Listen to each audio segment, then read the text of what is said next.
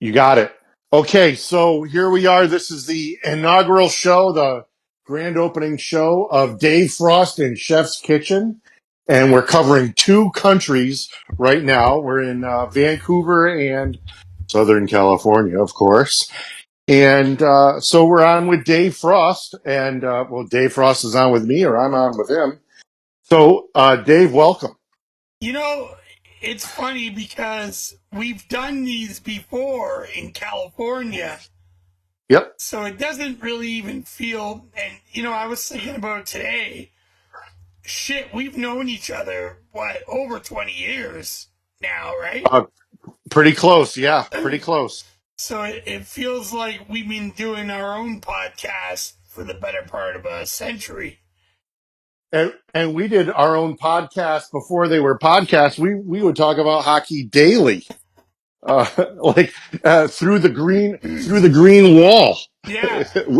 If you got to know you got to know what that is before you know who that is. And Um, the setup that we had at the gym where, where it was done like a podcast, radio cast. That was a pretty sick setup back then. it was ahead of its time back then, and now everyone has tried to copy it, and no one's been successful enough to do exactly what you set out to do in Southern California, and it's a crying shame, but it's I still get phone calls every so often because they look up synthetic ice or something like that, and I tell them all the time the best way to clean that ice is simple green and a buffer and a Dr. Vac or whatever that's called, the rug doctor, I guess. And You remember how nice that ice got before a tournament? it was unbelievable. It was that entire facility was ahead of its time, and it always has been, and it always will be. And it's a shame that it's no longer there because that it's what the Ducks crave. It's what the Kings wanted. The Kings were a little bit ahead of the Ducks back then when it came to training, but there was a lot of backslide, and uh, all around the country now they have these pop-up facilities that are trying to copy it, but they never will. I've seen blade mills; they never have the deck where you can shoot from.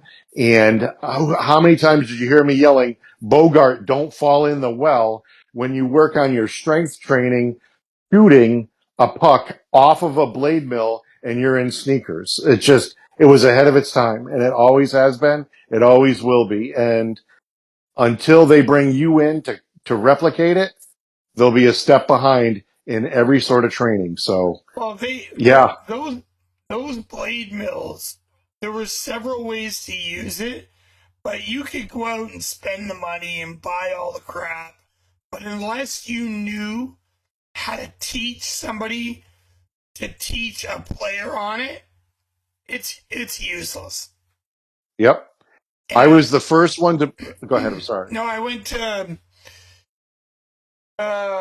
college. I shouldn't probably name it, but I went to a college in Boston, and they had bought it, and they paid me to go down and show them how to train on it.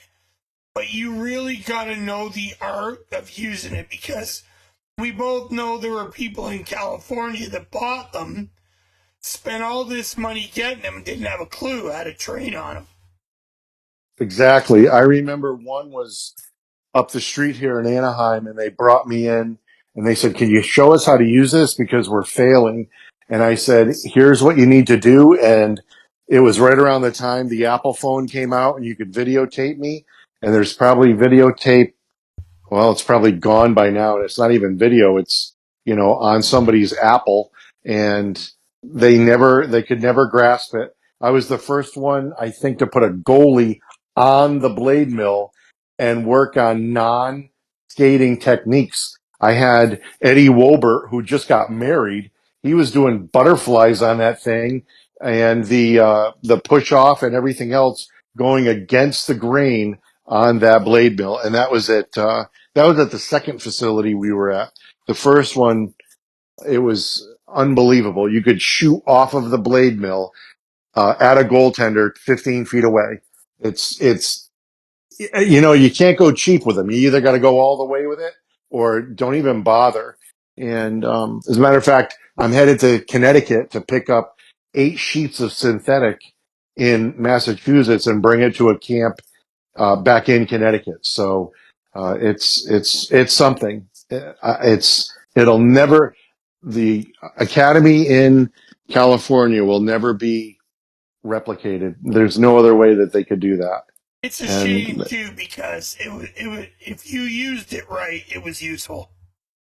exactly. And you have to learn from observing other players on it. That's where you really learned. And I'll never forget one of the things you said to me is it's the shift of weight and it's the non-announcing of shooting a puck.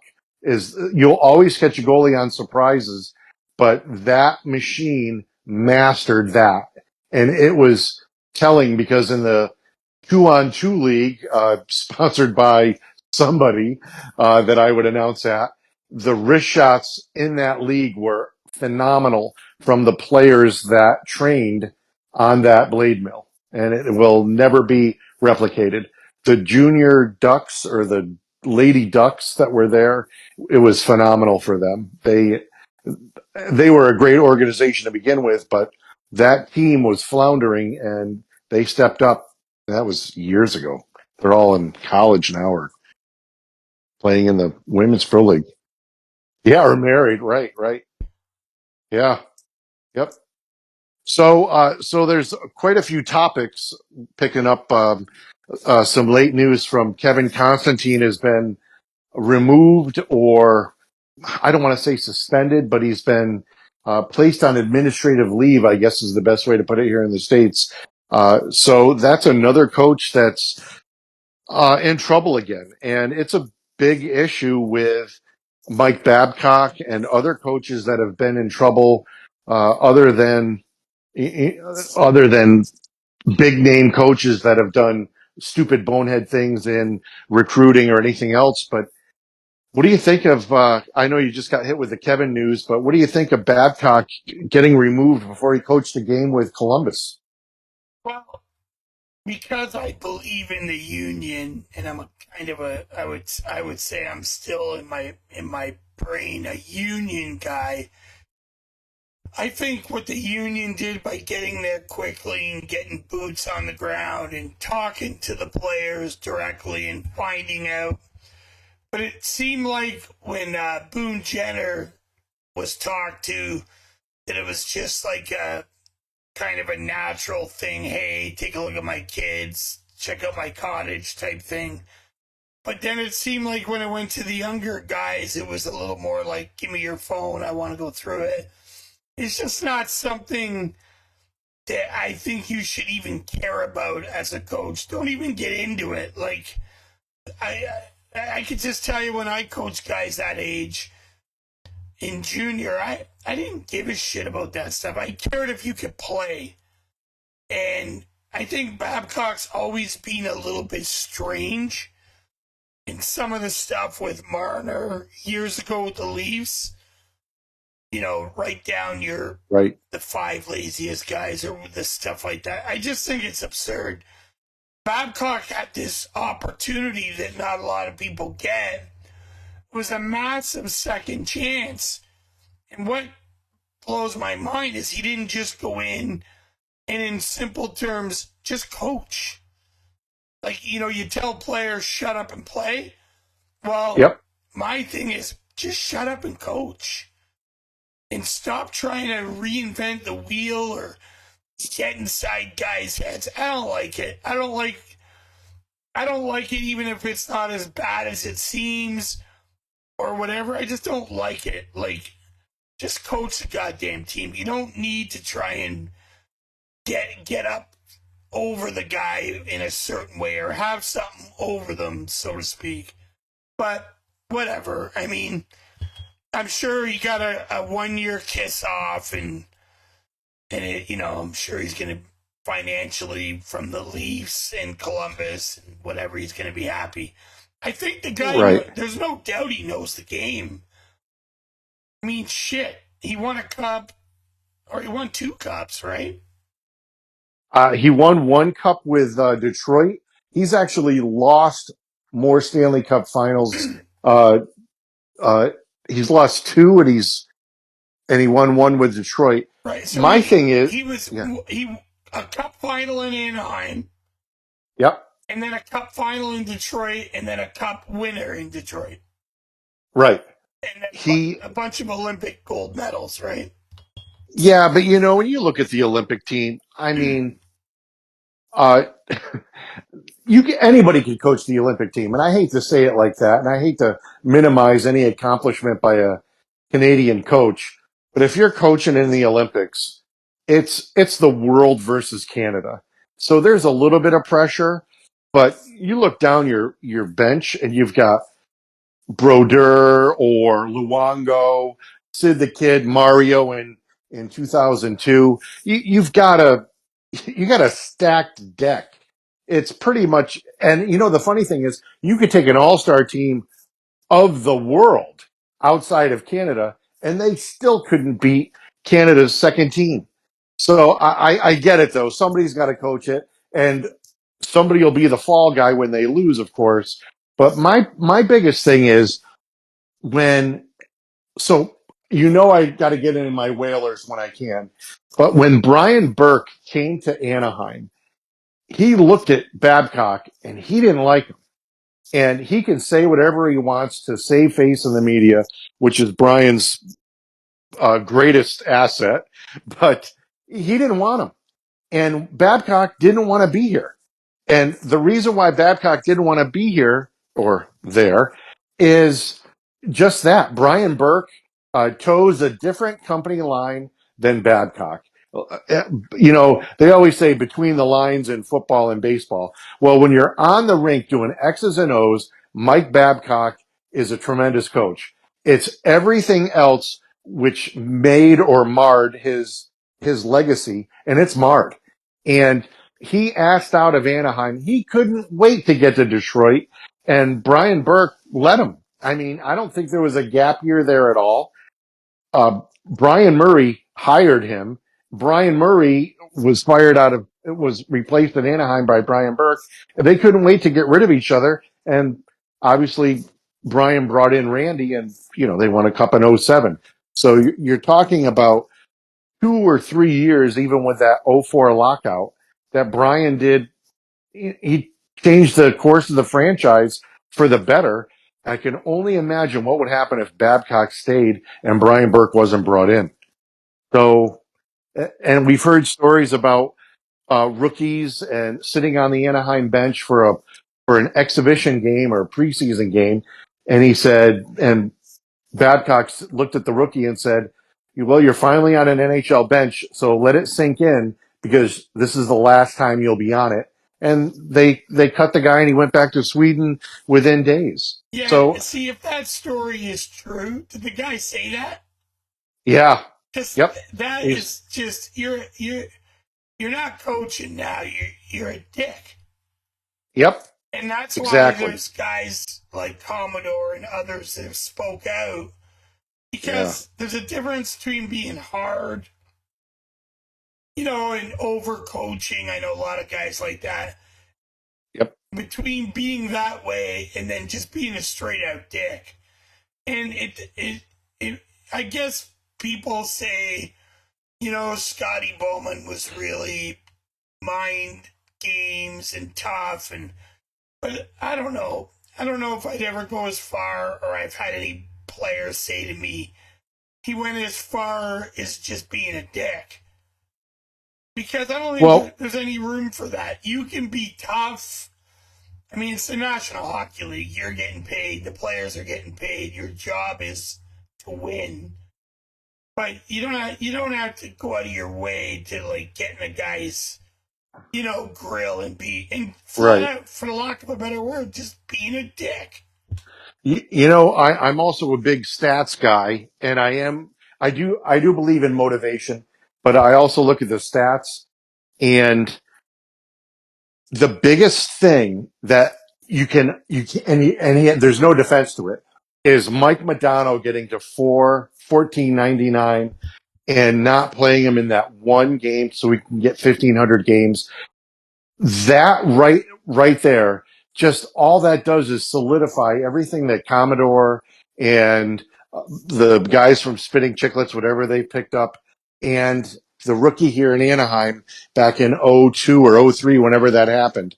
All that does is solidify everything that that has come out against Mike, and he's done it to himself. I mean, he wasn't really the best coach for the Leafs toward the end of his tenure there with the Leafs, No, and he was flat out shitty. he was good. No, he was shit. Yeah, And when Dubas fired him, I knew it was coming, and I was happy because they gave Sheldon a chance. But sure. I don't think it was ever going to work long term because of his ego. And Yeah, he couldn't handle it. no, and you're under immense pressure in Toronto, and Babcock and his attitude toward it was just, I don't get him. Like he just took a promising career and he flushed it in Toronto. Yeah, I don't know how he got the toward the end. I don't know how he got the ask in Columbus. I can't believe they brought him in. I I mean, if you were to bring in a Mike Babcock, it's almost like bringing in a Billy Martin or a Terry Francona. You're bringing somebody in to coach your team to put them over the top. You know, like I said, in between the lines on the rink, the X's and O's. That's when you bring in a mastermind. And I'm not saying that Mike Babcock was, but this is what he was known for. He was known to put teams over the top. '03 with the Ducks, back to back with Detroit, pushing the Leafs to finally getting a playoff spot. All fine and dandy, but we're talking about Columbus. I mean, Columbus was half a short hair away from getting the first pick. We can go over that in a while too, but you know 100%. why why bring in Mike Babcock to coach Columbus? I mean, what's he going to do? Get you, in the top 25 of the NHL? Because that's where they're headed. There's still nothing there. I mean, I don't want to downplay anything that the players are in Columbus, but I mean, come on, it's a young team. These aren't aging vets. And they've got a lot of work ahead of them. I hope they make it. From what I understand, it's a great building. It's a great area for hockey, and the youth programs are great. But I don't know. I don't know why you would bring in Mike Babcock. You got to look at the GM for that right off the Well, top. yeah, him and I was gonna say, What's he thinking? I was just gonna say they not only was it a poor move, but for all the reasons you just said, why wouldn't you go get a young up and coming coach like they now have, who took the job when Babcock got the boot? But why wouldn't you have done that in the first place and got somebody that could grow with the club and the young players, develop a system and a team together instead of bringing in an asshole? Right. It served no purpose. But I gotta tell you, Absolutely. I think John Davidson has always been a blowhard. I've never thought he's very hockey exec minded. He's more of he was good when he worked for Madison Square as a commentator. That was where he fit. I don't know whatever possessed him or anyone to give him the high job of running an organization, because I don't think he knows what he thinks he knows. And it's like, you can't lie. Just look at the record of the clubs he's been in charge of. So that was a fail, in my opinion, from the owner to hire him. And then, more importantly, why would he feel, for every reason you just said, oh, it's time to bring in Mike Babcock? It makes no sense that they didn't go with a young and up and comer. Right. I mean, he, my thing with Davidson,